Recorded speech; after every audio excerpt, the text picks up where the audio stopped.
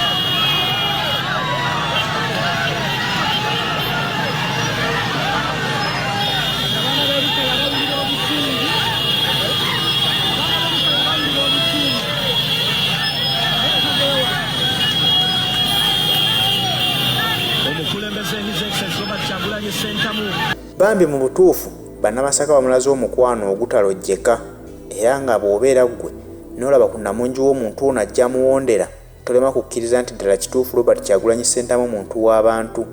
Bannayuganda bamulinamu essuubi era bamulindiridde bukadde konna, bagamba wonna w'anajjira tujja kumwaniriza nga pulezidenti waffe, kuba bo already baamuwadde obwesige abakulembere. Weewaawo ng'entebe ye bakyagibbye bakyagiremeddemu, naye kimanyi bulungi nti nabo bwe balaba ebintu nga bino bafunamu okutya mu mitima gyabwe. Bakimanyi bakoze buli ekisoboka kyonna okugezaako omulemesa bamukyayise bannayuganda, ne bannayuganda bagaanye, tebasobola kukyawa muntu waabwe gwe baalonda nga bamwagala. Bamukubye embooko, bakubye abawagizi be embooko, babagaanye okuddamu okumutambulirako. Ne buli wonna w'abeera bannayuganda tebapowa, era ogenda okulaba nga bavuddeyo abapikipiki zimuwerekera, ab'emmotoka nga bazigatta mu konvoyi, n'ab'ebigera bamuddukirako obuddukizi nga bamuddukirako.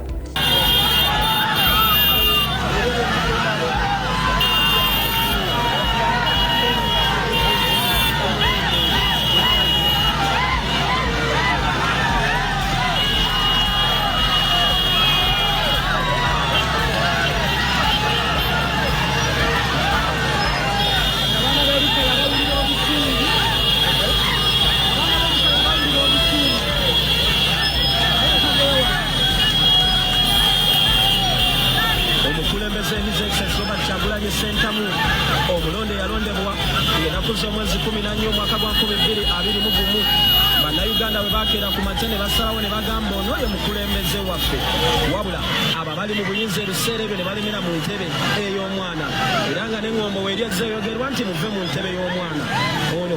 Bannamasaka bamuyira obululu bungi nnyo, era nga bwe twogerera olumulabako munange libeera ssanyu ujjereere.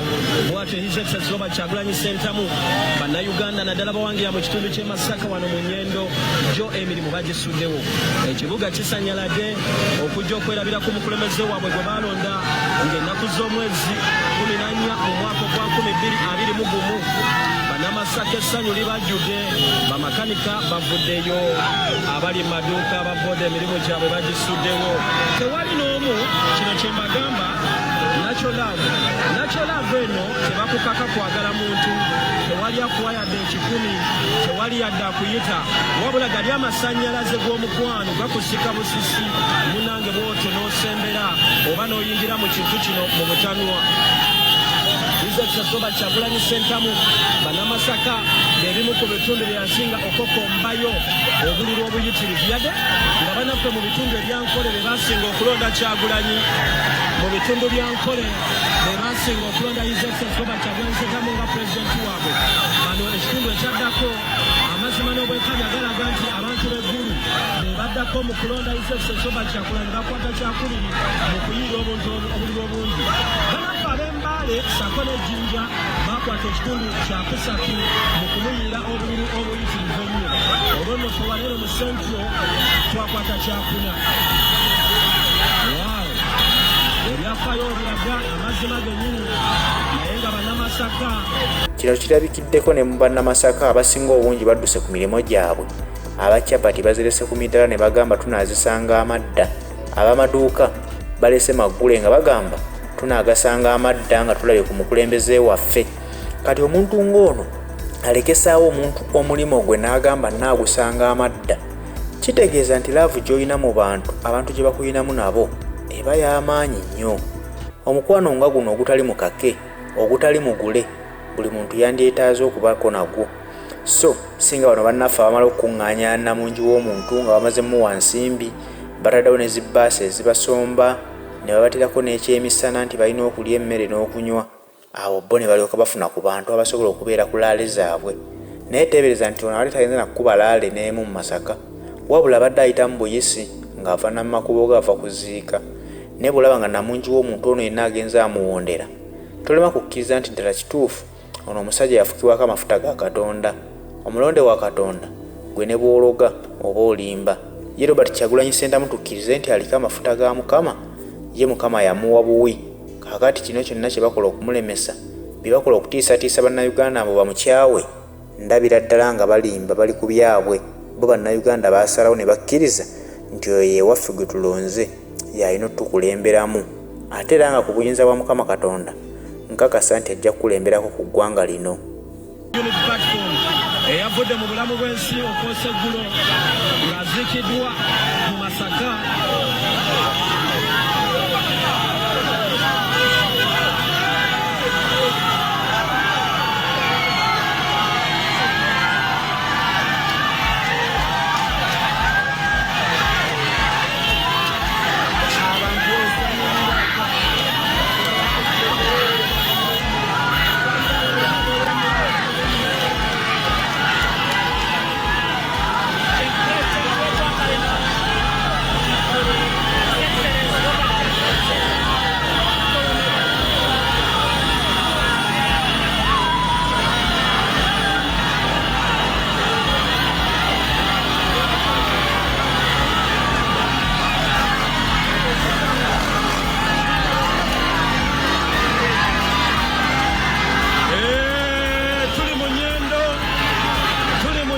Omukulembeze His Excellency Robert Kyagulanyi Ssentamu abonga ku bantu bababuuzaako. Tuli mu nnyendo, mwebale kubeera ku Ghetto TV, mwebale nnyo mwebale ddala kubeera ku Ghetto TV kutwagala.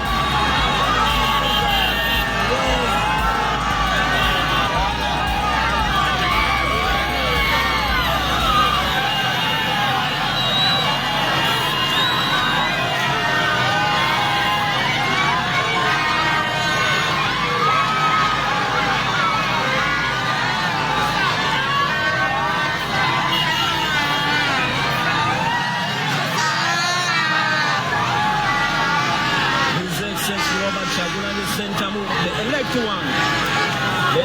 one, Achirimu, Akwa President.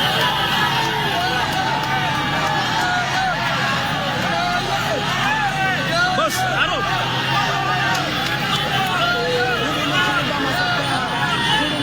His Excellency President Robert Kyagulanyi Ssentamu, tuli wano mu nnyendo ng'abakubyeko surprise list, emirimu gyo gisanyaladde, baganda bange omuli hoteri omuli bodaboda banaddayo oluvannyuma naye kabasooke balaga omukulembeze waabwe ekitiibwa.